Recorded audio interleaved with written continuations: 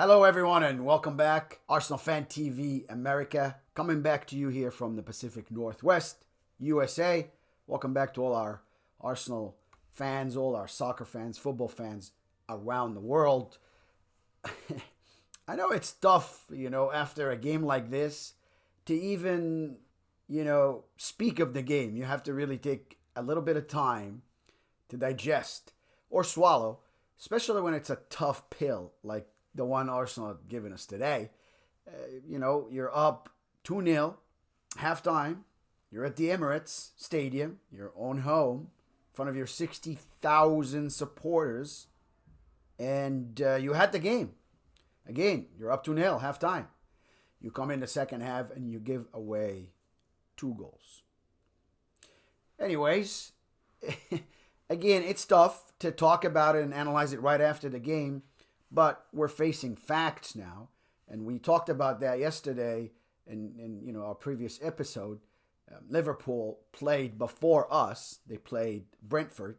Brentford did hold Liverpool all the way to past the 90th minute for Liverpool to score their first and second goal. Yes, they did beat them by 2, but both goals came in extra time. Now, you go compare, and these guys, they are competing for the Premier League. Their coach knows that. He knows how to put the right players, the right combinations, and the right time. Leave the right players, even if they weren't performing. Like he did in the Brentford game today, and they scored for him. It pays off. Clever manager, Arne Slot. You got to give it to him.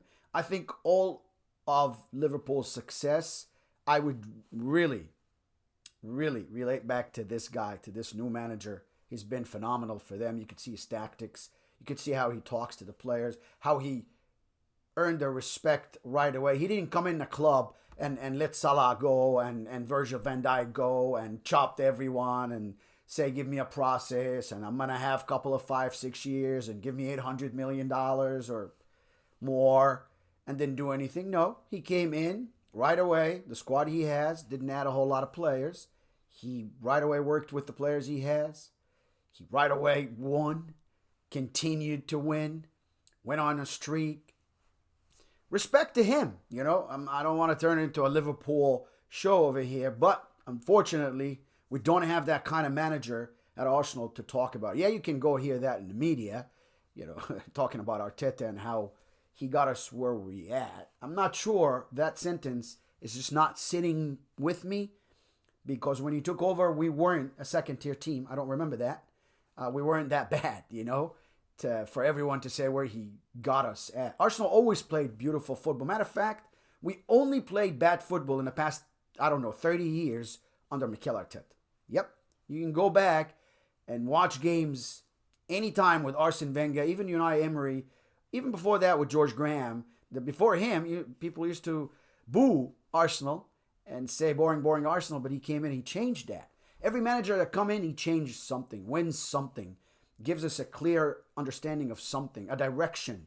Not only that, plays beautiful football. I only had the privilege to see Arsenal play beautiful football till Mikel Arteta arrived.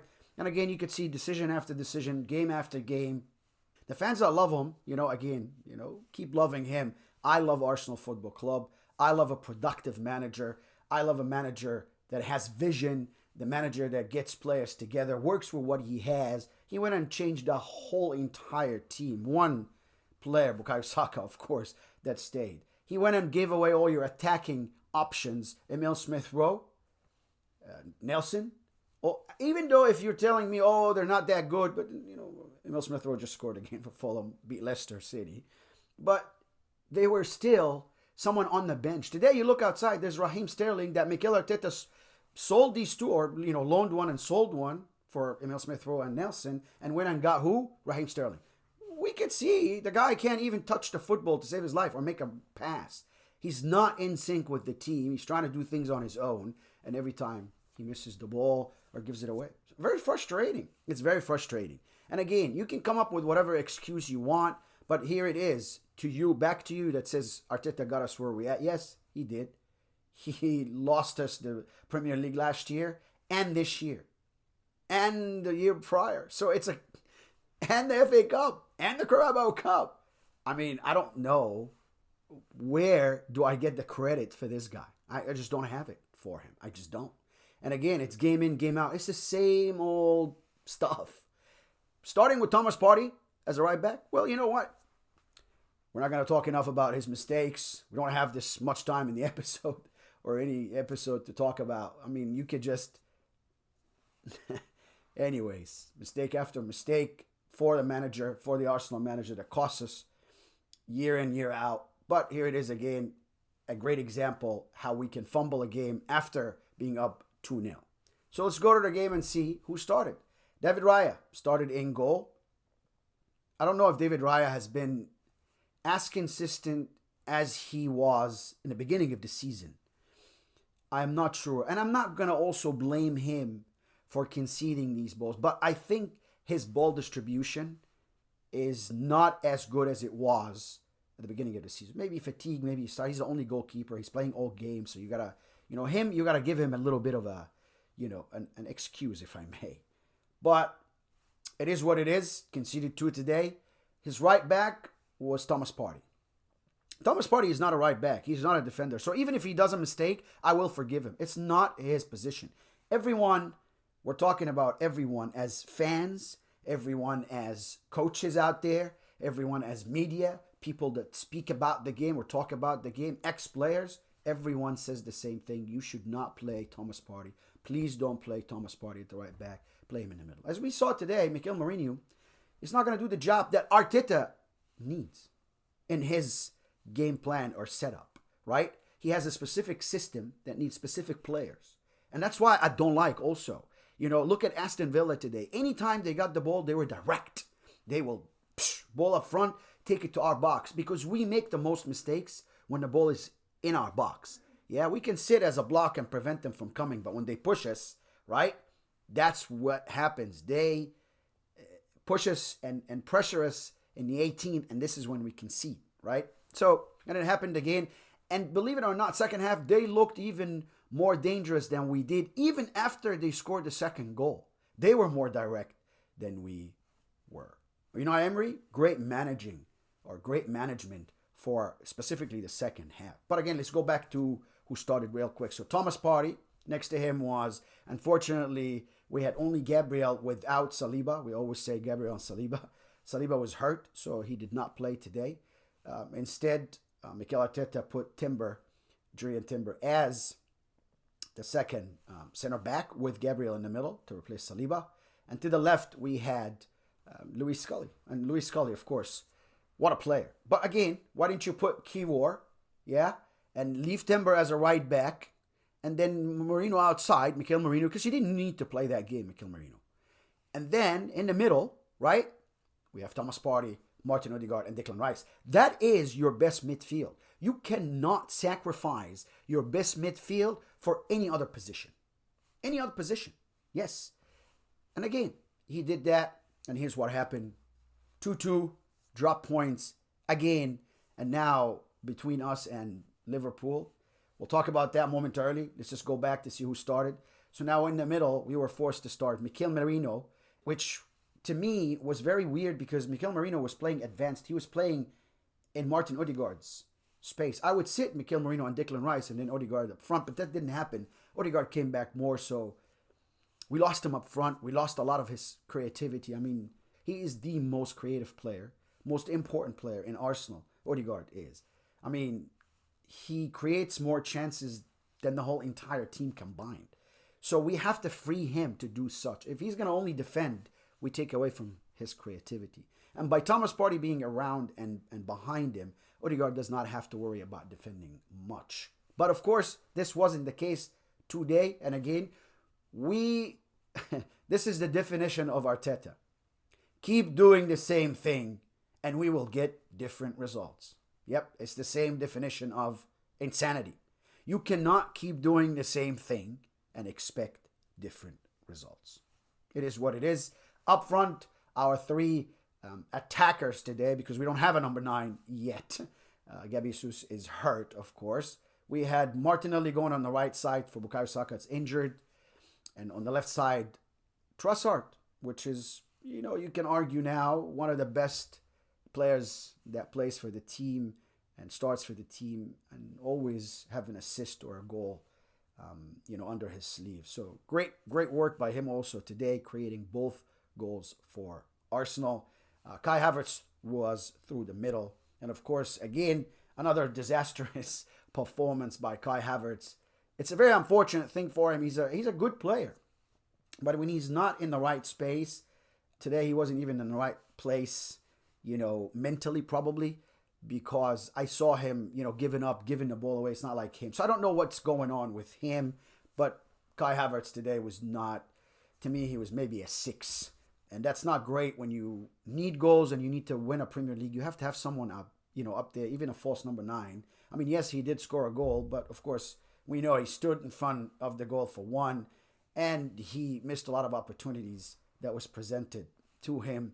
His movement wasn't great around the box, and then you bring him Raheem Sterling also, so it becomes a cluster. I mean, you take out one of the substitutes today, Mikel Arteta, takes out Martinelli and puts Raheem Sterling. You don't need to do that.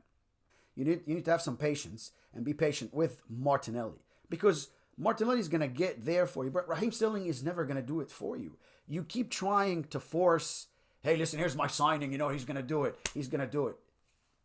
How many chances do you give a player to prove himself? I mean, this is not the time to give a player, chances to prove themselves if you are competing for the Premier League. And one of those statistics I want to talk about also before we go to the Premier League table, 484 total passes for us, 264 for them. They had half passes we had. They scored the same amount of goals we did. We're not direct. We keep coming back. We need to keep attacking, keeping the ball and waiting for them to unlock. Teams can just stay there for you. They're not stupid. So we have to change a whole lot of our game plan if we want to add more goals. Just going out, and you see, we were just going out. Yes, we were able to get 2 goals, but after that, they shut us down. We couldn't do that in the second half. We got to change, or we got to be able to change. If we had 66% of position, they had 34%. What did we do with 66% position?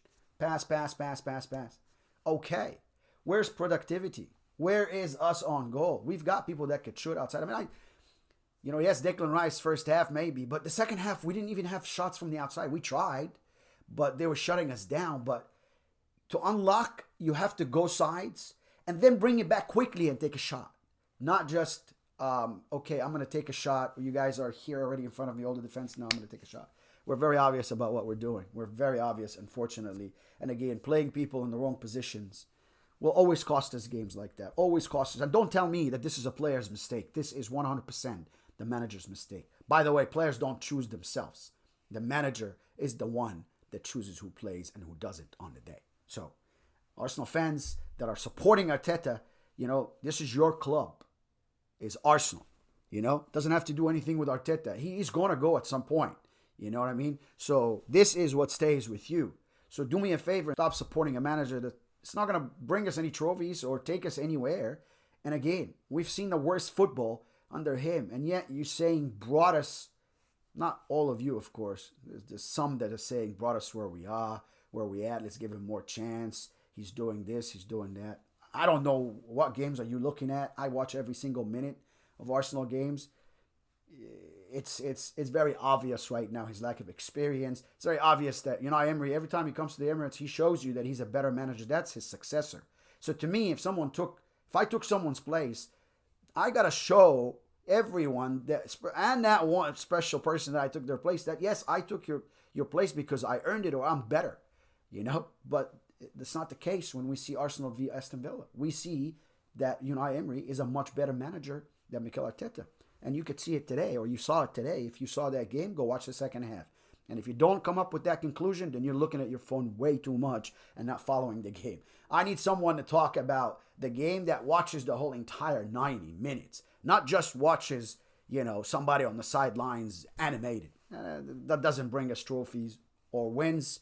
Anyways, to make the long story short, unfortunately now, Liverpool played 21 and we played 22, so they have a game on hand, and they 6 points ahead of us. They are 50 points, and we have 44 points. So 6 behind Liverpool, If Nottingham Forest win their next game, they have 21 games also, they will be the same like us, 44. Now you can compare squad for squad, or player for player, or even manager for manager. Nottingham Forest and Arsenal is your best example. They're sitting right there, very close. Good on them. Good on their coach. They're doing it with not even 10% of what Arsenal cost. Yes. Hey, it is what it is. Unfortunate for Arsenal fans today. My heart goes out to you. I'm the same like you. Not a great start of our Saturday when we basically give away the title again. But this year, we gave it up earlier at least. So that was a change, at least. And that was a Premier League game, of course, today. Next is actually Champions League. Champions League comeback Wednesday, January 22nd. We're home and we play Dinamo Zagreb. You know, hopefully it's a win. It's an easy game for us. Should be a win, 100%. 100% should be a win. That's a midday game here for us. Pacific Northwest or Pacific Standard Time is going to be 12 p.m. And then Saturday, we come back Premier League. Wolverhampton Wanderers, Wolves. We go visit them and play an away game, Premier League. That's Sunday morning. It will be February 2nd. Thank you very, very much for watching. Please don't forget to hit that subscribe button right now and like and share if you love the episode. We'll hopefully see you after the Champions League, Dinamo Zagreb, with great news, us grabbing that win versus Dinamo Zagreb and keeping our foot solid in the Champions League for now. So hopefully we grab that win and hopefully we come back to you with a win. Come on, you Gunners. Thank you very much for watching. Have a great rest of your weekend. Bye now.